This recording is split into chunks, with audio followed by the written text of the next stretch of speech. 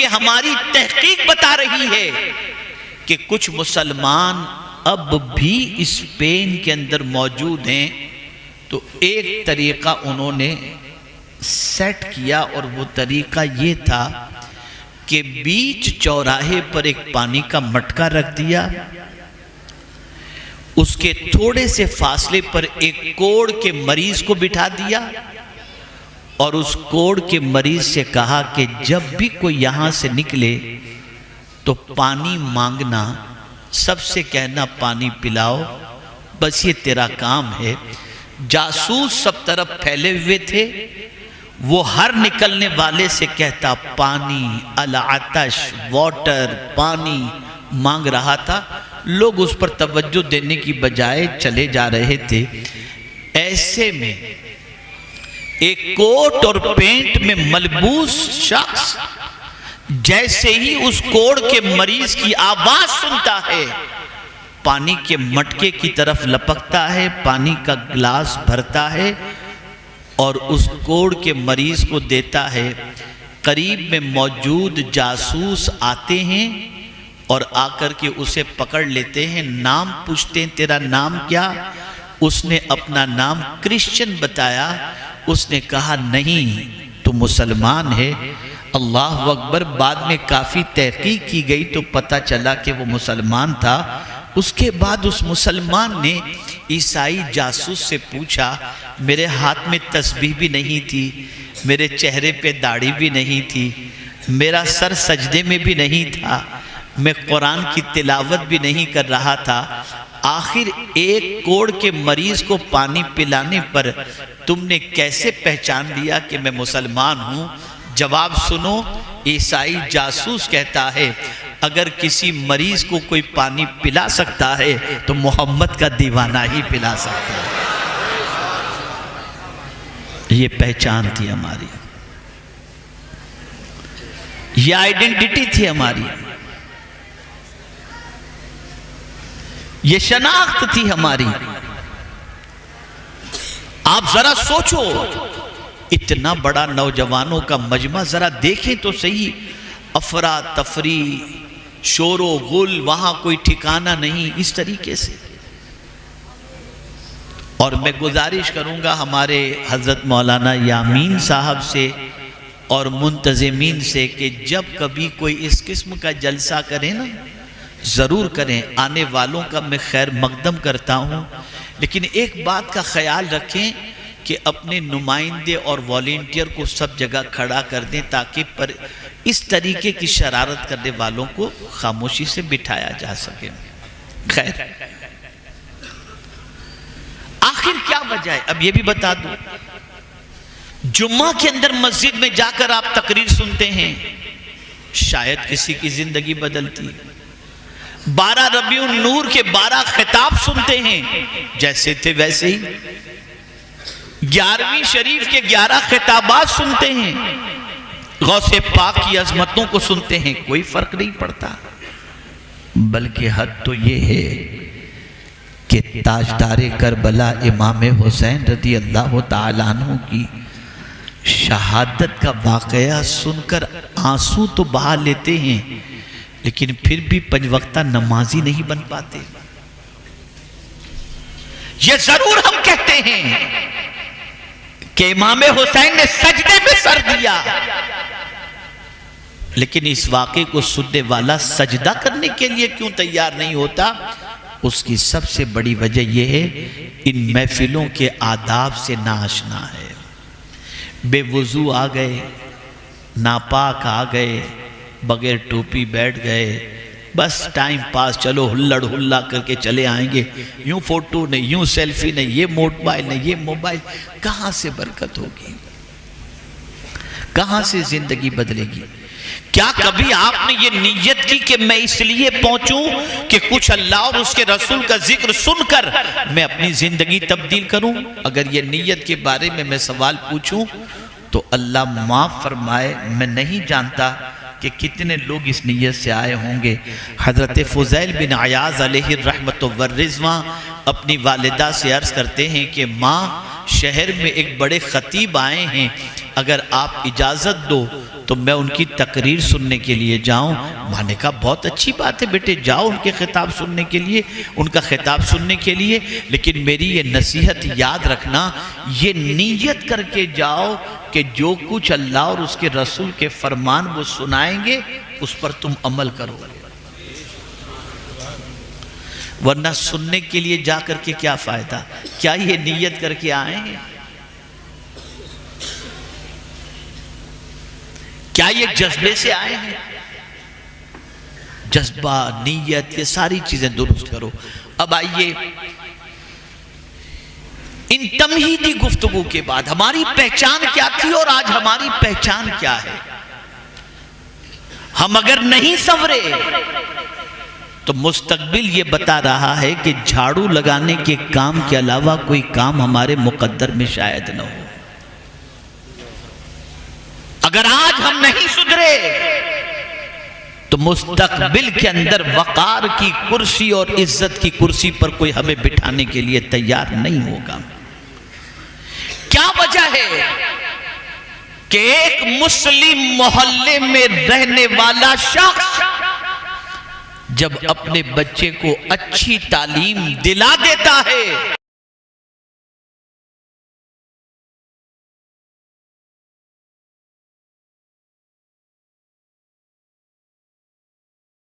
बिगड़ जाए, क्योंकि सुबह गाली से गलियों में डंडा गुल्ली डंडा खेलते हुए, गाली गलोच करते हुए, धींगा मस्ती करते हुए कोई तहजीब, कोई तमद्दुन, कोई अखलाक, कोई डिसिप्लिन कुछ है ही नहीं।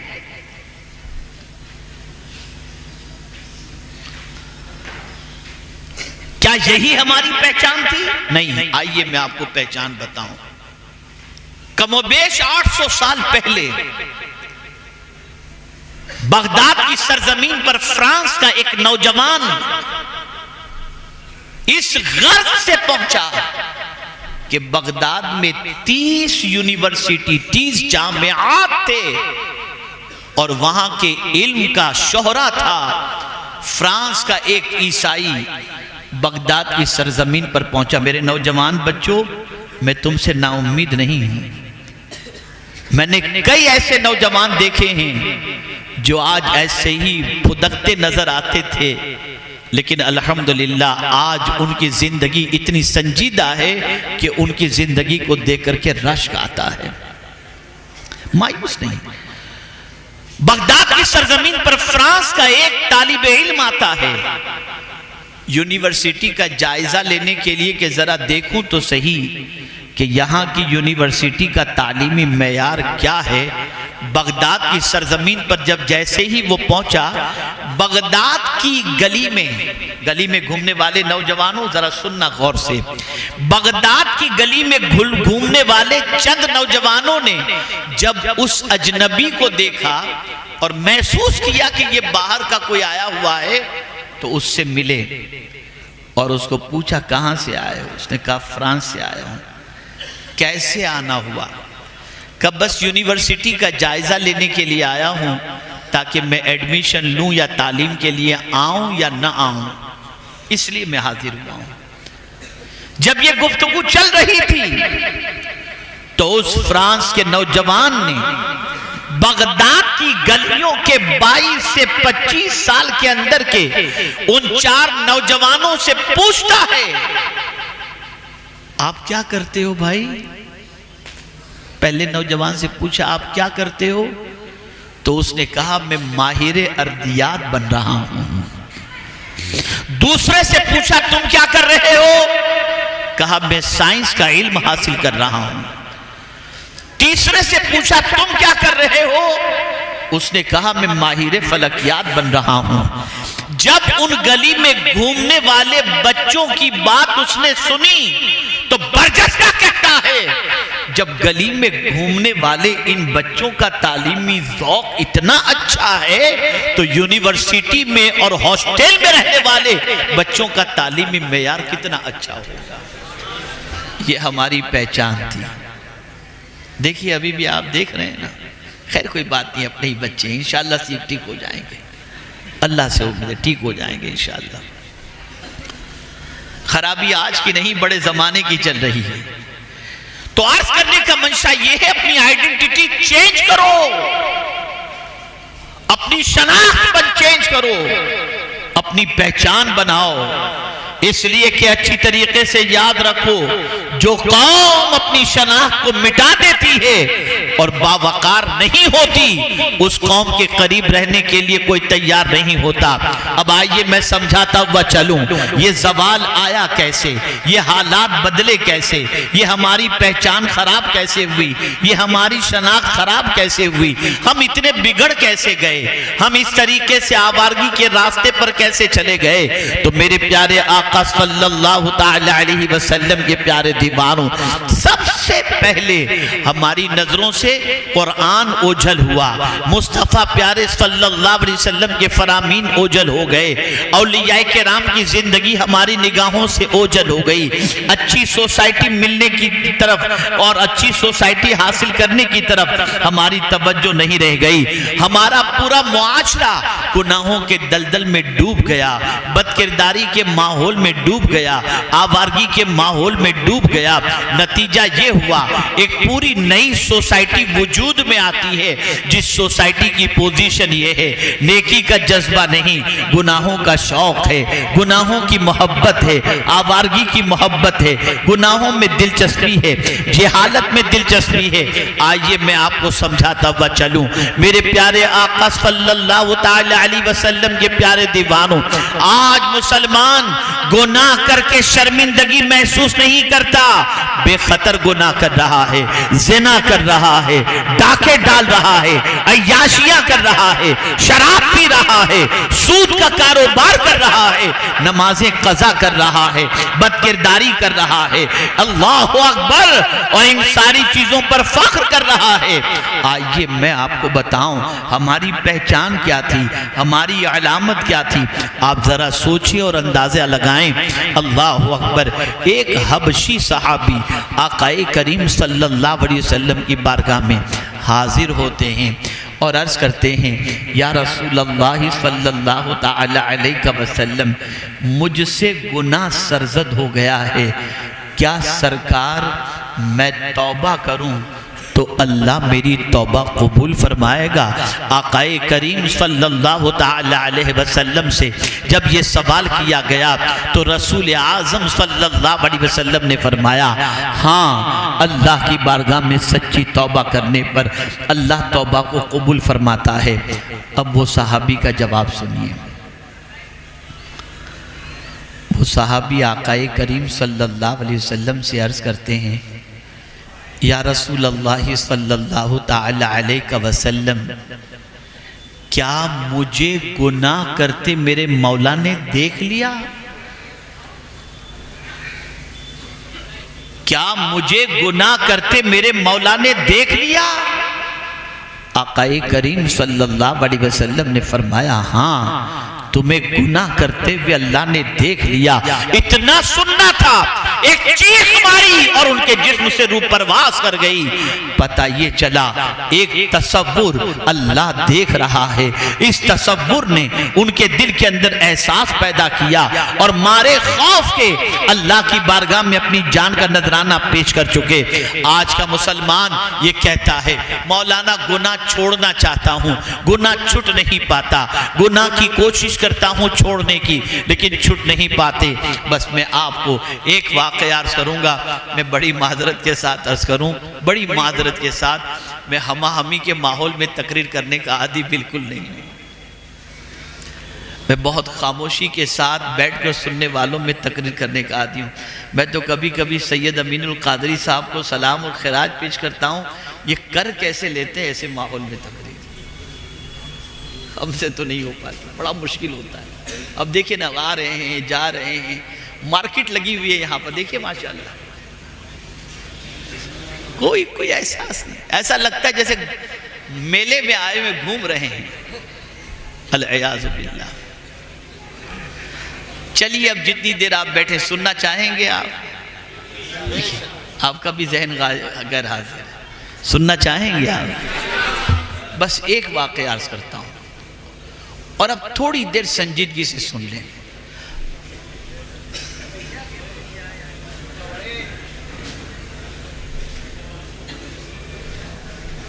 और अगर ये वाकया, नौजवान बच्चों चलो होने दो, जो वहां होता है, आप तवज्जो से सुनो।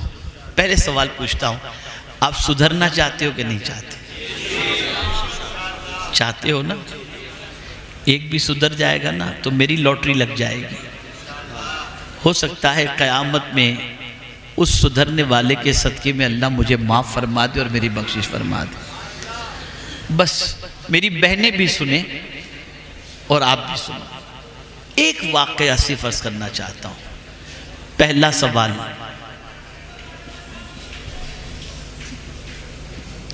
ये बताइए, गुनाह अच्छी चीज है या बुरी चीज है? बुरी चीज है ना? क्या बुरी चीज से कोई मोहब्बत करता है? नहीं करता ना। क्या आप चाहते हैं कि अल्लाह गुनाह से आपको नजात अता फरमाए? कितने लोग गुनाह से बचना चाहते हैं? माशाअल्लाह, माशाअल्लाह। अब नीचे हाथ रखें। आप बचना चाहते हैं, उलमा के पास, मशाइख के पास, बुजुर्गों के आस्थाने पर जाकर, काबा शरीफ, मदीने शरीफ, बगदाद शरीफ, अजमेर शरीफ जाकर के सोचते हैं अब गुनाह नहीं करूँगा, लेकिन फिर भी गुनाह हो जाता है कि नहीं होता? हो जाता है ना। मैं एक वाकया सिर्फ आपको सुनाता हूँ, इसे याद रखना प्लीज बराए करम। इस वाक़े को याद रखना। इस वाक़े में एक बुजुर्ग ने एक गुनहगार को नसीहत फरमाई है और उस नसीहत के बाद उस गुनहगार ने गुनाह करना ही छोड़ दिया। आप लोग छोड़ना चाहते हैं गुनाह करना? आइए, हजरत इब्राहिम इब्ने अदहम रहमतुल्लाह ताला अलैह की बारगाह में एक शख्स हाजिर हुआ और अर्ज करता है, हुजूर अल्लाह से डरता हूं मैं, लेकिन फिर भी गुनाह नहीं छूटते। डरता हूं अल्लाह से, लेकिन डरने के बावजूद भी मुझसे गुनाह हो जाते हैं। कोई ऐसा आइडिया बताएं, ऐसी तजवीज़ बताएं कि मैं गुनाह से बच जाऊं। अब अल्लाह वाले तो अल्लाह वाले ही होते हैं। शफकत फरमाई, गौर से सुनिएगा। उन्होंने कहा, बेटा मैं तेरे सामने चंद तजावीज़ रखता हूं, इसको तू सुन ले, फिर उसके बाद मुझे जवाब दे। पहली तजवीज़, बेटा जब तुझे गुनाह का ख्याल आए ना कि गुनाह करना है, तो ऐसी जगह जाकर के गुनाह कर जहां तुझे खुदा न देख रहा हो।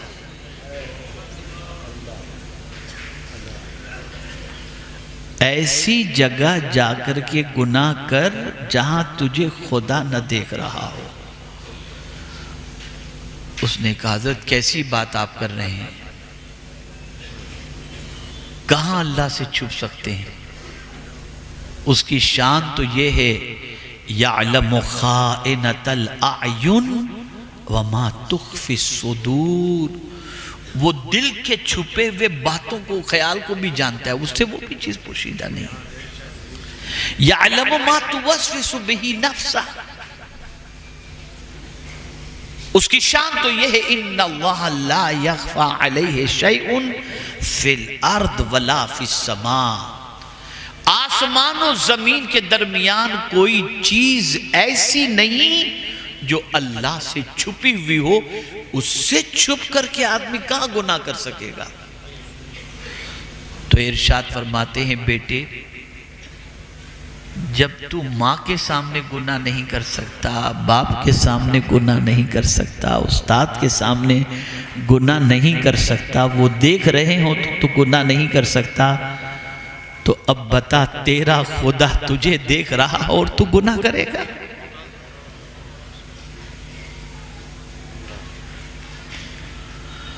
तो जब गुनाह का ख्याल पैदा हो तो ऐसी जगह चला जा जहां तुझे तेरा मौला न देख रहा हो। कहा हुजूर ये पॉसिबल नहीं, और कोई बात बताएं। कहा अच्छा दूसरी बात सुन ले, जब तेरे दिल में गुनाह का इरादा और ख्याल पैदा हो ना, तो फिर अल्लाह का रिस्क खाना छोड़ दे कि नहीं मैं अल्लाह का रिस्क नहीं खाऊंगा। वो कहता है उसके अलावा कौन खिलाने वाला है, वही तो रोजी देने वाला है, वही तो जिंदगी देने वाला है, वही तो इज्जत देने वाला है, उसी ने तो सब कुछ अता किया।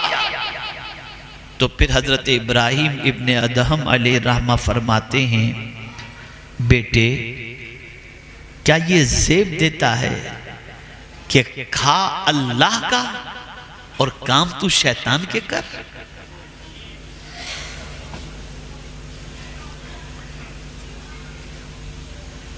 उसका खाकर उसकी नाफरमानी ये तुझे ज़ेब देती है। तो कहा नहीं ये बात तो आपकी सही है, उसके अलावा कौन है जो हमें खिलाए पिलाए। तो ठीक है और कोई बात बताएं। तो इरशाद फरमाते बेटे एक काम करना, जब तेरी रूह कब्ज करने के लिए फरिश्ता आए ना, तो उससे कहना बाद में आना, मुझे थोड़ा सा टाइम दे दे मैं तौबा कर लूं। कहा हुजूर कैसी बात कर रहे हैं, कुरान कहता है लिकुल्लि उम्मतिन अजल इज़ा जाअ अजलुहुम ला यस्तअखिरुन साअतन वला यस्तक़दिमून। मौत का वक्त मुकर्रर है, न मौत एक लम्हा पहले आ सकती है न एक लम्हा बाद में आ सकती है। हुजूर अगर रूह कब्ज करने वाला फरिश्ता मेरे पास पहुंचेगा तो मैं न वो मुझे मोहलत देगा न मैं उससे मोहलत ले सकता हूं। तो इरशाद फरमाते हैं बेटे तुझे मालूम है कि तू कब मरेगा। कहा नहीं मालूम, नहीं मालूम। तुम मौत के फरिश्ते को लौटा सकता है। कहा नहीं। कहा अब मुझे बता कि जब तुझे तौबा की तौफीक, तू तौबा की भीख मौत से पहले मांगने के लिए फरिश्ते को कहेगा कि बाद में आना, तो फरिश्ता तुझे मोहलत नहीं देगा, तो क्यों आज ही तू तौबा नहीं कर लेता।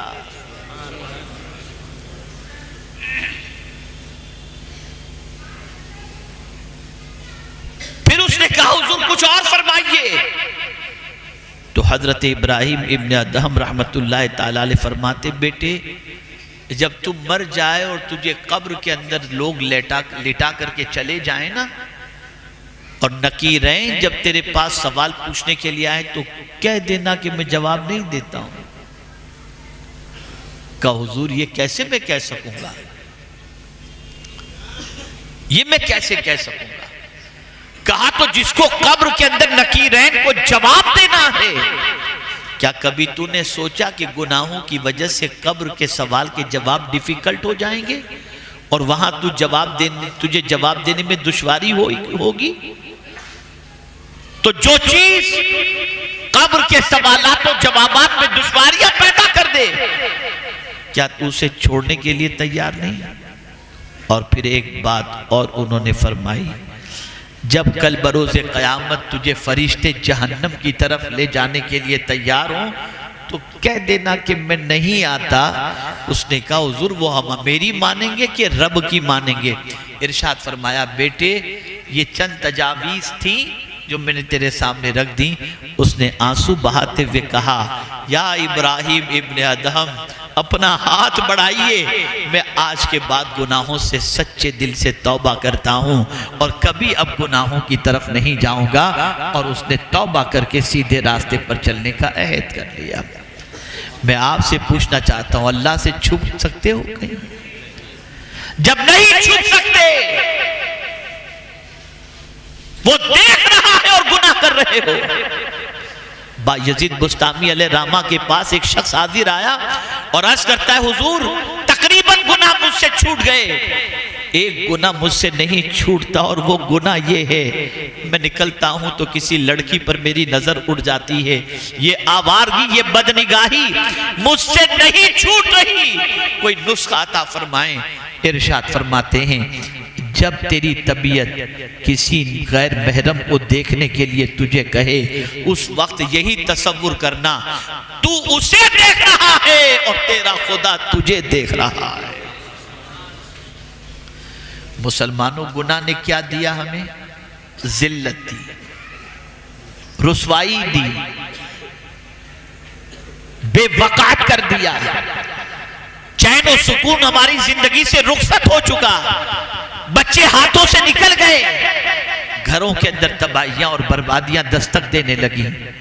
मेरे प्यारे आका सल्लल्लाहु ताला अलैहि वसल्लम के प्यारे दीवानों, अपनी पहचान बनाओ, अपनी शनाख्त बनाओ, अपनी आइडेंटिटी बनाओ, अपनी जिंदगी को गुनाहों से बचाओ, गुनाहों के रास्ते पर मत चलो।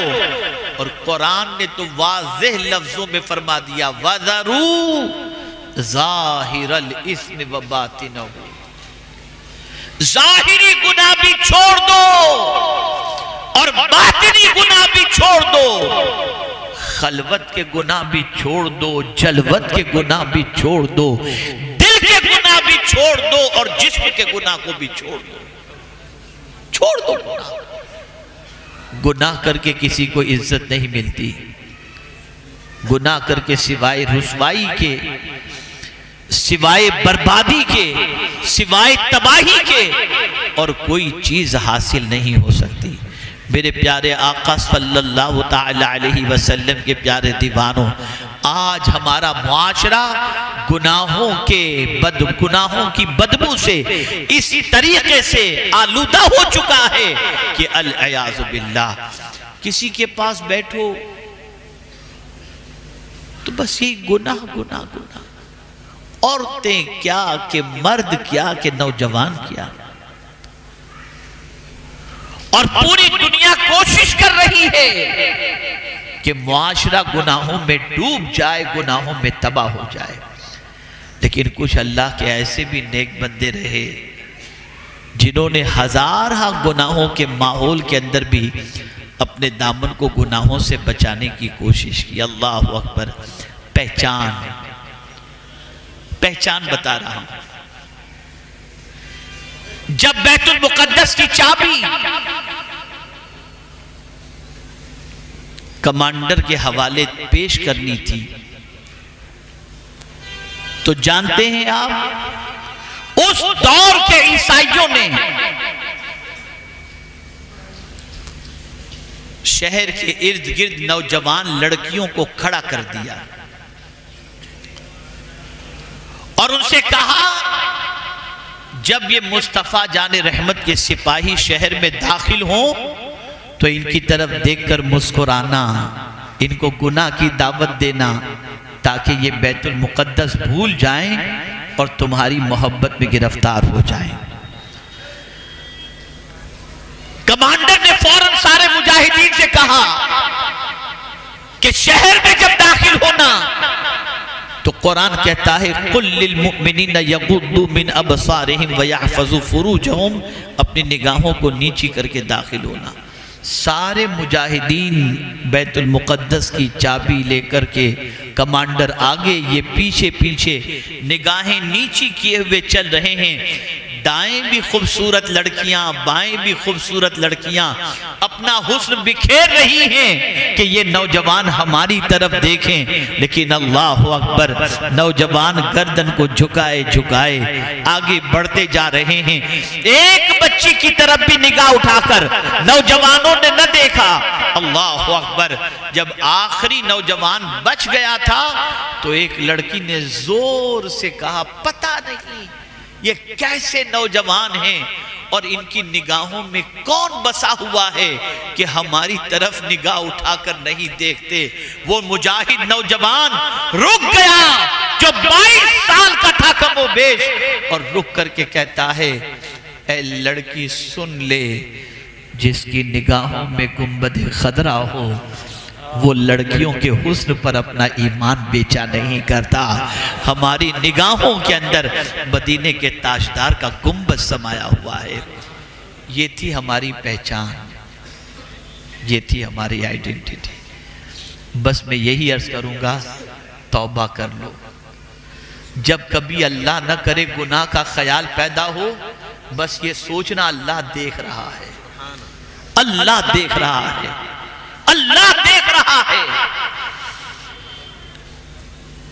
इस तसव्वुर को जब दिलो दिमाग के अंदर महफूज कर लोगे तो रात को YouTube पर गंदी पिक्चर देखने के लिए तुम अपना बटन नहीं दबाओगे। सोचोगे मैं इधर देख रहा हूं, मौला मुझे देख रहा है, फौरन बंद कर दो।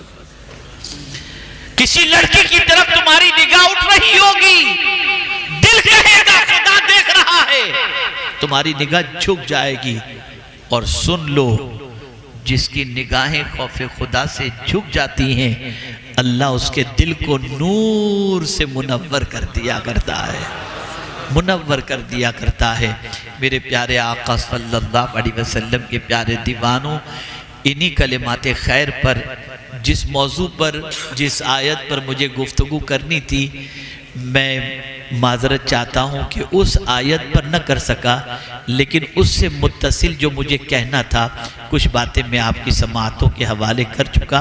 ज़िंदगी रही फिर कभी हाजिर होऊंगा, लेकिन मुझे उम्मीद है कि आप मेरा मिजाज समझ चुके हैं कि मैं किस माहौल में गुफ्तगू करने का आदी हूँ। अल्लाह ताला आकाए करीम सल्लल्लाहु अलैहि वसल्लम के सदके इस उम्मत के हाल को दुरुस्त फरमाए। अब ये उम्मत का हाल बेहतर कैसे होगा, इस उम्मत का हाल दुरुस्त कैसे होगा, तो सुन लो, कपड़े अच्छे पहनने से, गाड़ी अच्छी लेने से, बंगला बनाने से हालात नहीं बदलते, किरदार बदलने से हालात बदलते हैं। तो अपना किरदार बदल दो, आदतें बदल दो, अल्लाह खुद ब खुद हालात बदल देगा। अल्लाह मुझे आपको सबको तौफीक नसीब फरमाए। दारुल उलूम उस्मानिया फैज़ान रज़ा को दिन दुनी रात चौगुनी तरक्की अता फरमाए। व मा अलैना इल्लल बलागुल मुबीन। अस्सलाम वालेकुम। जो हजरात मुरीद होना चाहते हैं वो हजरात तशरीफ़ रखें, और हजरात तमाम यारात दुआ में ज़रूर शरीक हों। दस्तार बंदी के लिए बच्चे आ जाएं, दुआ में सब हजरात शरीक हो। बैठ जाइए, अभी सलाम नहीं हो रहा, बैठ जाइएगा, मुसाफा नहीं, बाद में करें सब हजरात। हजरत ने भी समझाया था, समझिएगा, ये सब कुछ बाद में भाई, बाद में थोड़ा बाद में बैठ जाइए। तो तमाम हजरात बैठ जाइए। अहले स्टेज क्या कर रहे हो आप लोग, क्या कर रहे हो आप लोग, क्या कर रहे हो आप, क्या कर रहे हो आप लोग सारा? अरे भाई आप लोग क्या कर रहे हो भाई? नहीं, आप मत सुनना। नहीं, आप सुनेंगे तो आपकी इज्जत चली जाएगी। नहीं, इज्जत चली जाएगी आप। बैठ जाइए भाई, बैठ जाइए। अरे बैठ जाइए भाई, बैठ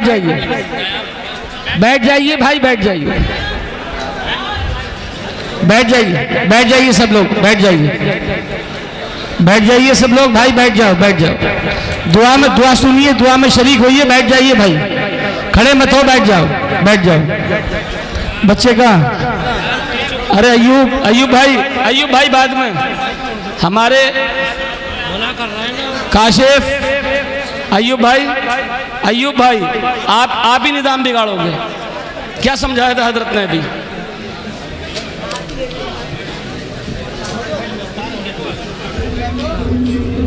रोको ना,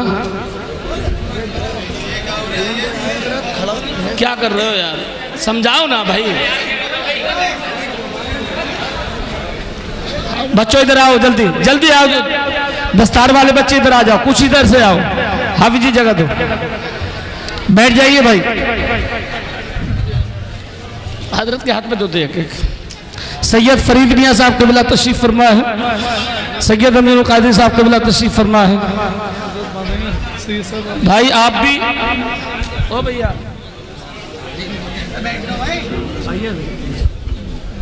आओ भैया, आओ। हजरत के हाथ तो हजरत की चोट लग जाएगी। मौलाना आसिफ साहब इधर। ये लोग कहाँ गए? अहले शेख कारी गुलाम मुर्तज़ा साहब, क्या हो रहा?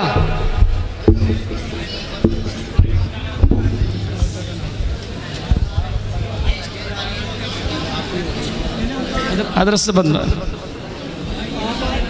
साफा देते हैं, साफा साफा, अरे साफा देते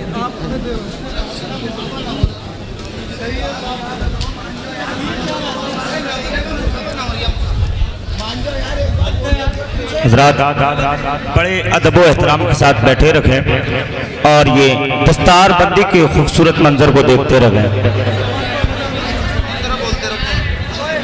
बहुत जल्द बैठ जाएं अदब व एहतराम के साथ। हज़रात आप सुन चुके हैं और इसके बाद जिन हज़रात को मुरीद होना है वो हज़रत से मुरीद भी होंगे और फिर इंशाअल्लाह तमाम हज़रात दुआ में शिरकत करेंगे और हज़रत दुआ कहलवाएंगे, आप इंशाअल्लाह आमीन कहेंगे। पता नहीं आप में से किन लोगों की आमीन कबूल हो जाए और हमारा आना और हज़रत का बयान करना और दूर दराज से जो लोग सफर करके आए हैं उनका आना कामयाब हो जाए और जो लोग मदरसे के लिए ताउन करना चाहते हैं इधर मिंबर नूर के साइड आकर के मदरसे के लिए ताउन कर सकते हैं।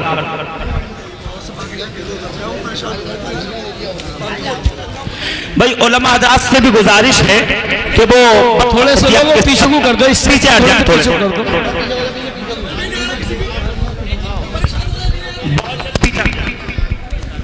दानिश भाई आगे को आ जाओ यार, आ जाओ यार, आगे को आ जाओ भैया।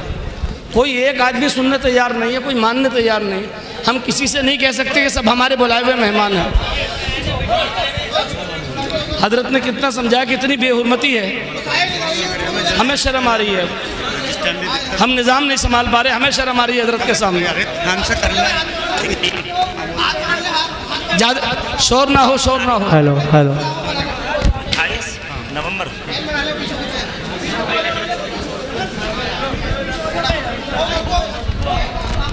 ऐलान करते हज़रात बड़ी मोहब्बत के साथ आप बैठे और आप देख रहे हैं हर साल माशाअल्लाह छतरी वाला बाग मदरसा उस्मानिया फैजान रजा से हुफ़ाज़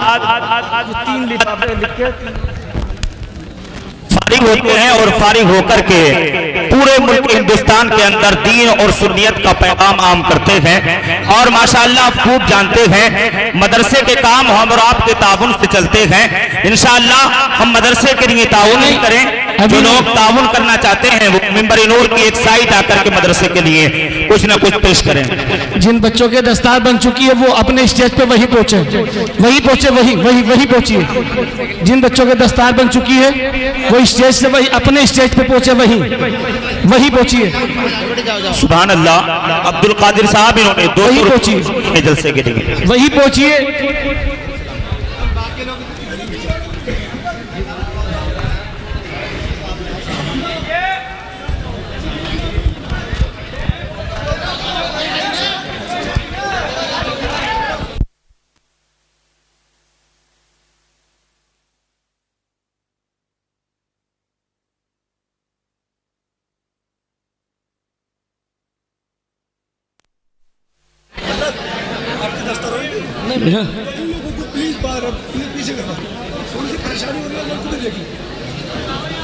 आप लोग जस्ट बराबर में खड़े हो गए, एक बार भी और माशाल्लाह समझदार लोग सब। उस स्टेज से नीचे कर दो। वाहिद भाई बच्चों को सामने लाओ। वाहिद भाई, तहसीन ठेकेदार साहब,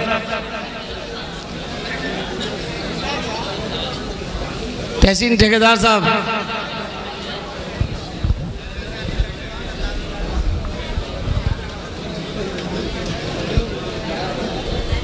ऐलान कर दो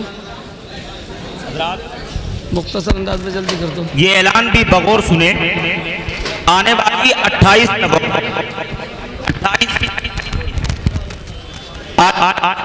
नवंबर में मौजा शिकरिया की सरजमीन पर एक अजीमुशान कॉन्फ्रेंस मुनाकिद होगी जिसमें हजरत अल्लामा मुफ्ती अहमद रजा साहब मंजरी तशरीफ ला रहे हैं। आने वाली 28 नवंबर बरोज पीर, शाहनवाज भाई, आने वाली 28 नवंबर बरोज पीर शिकरिया की सरजमीन पर जलसा मुनाकिद होगा। तशरीफ लेकर के जाएं और बयानात सुने, सवाबदारें हासिल करें।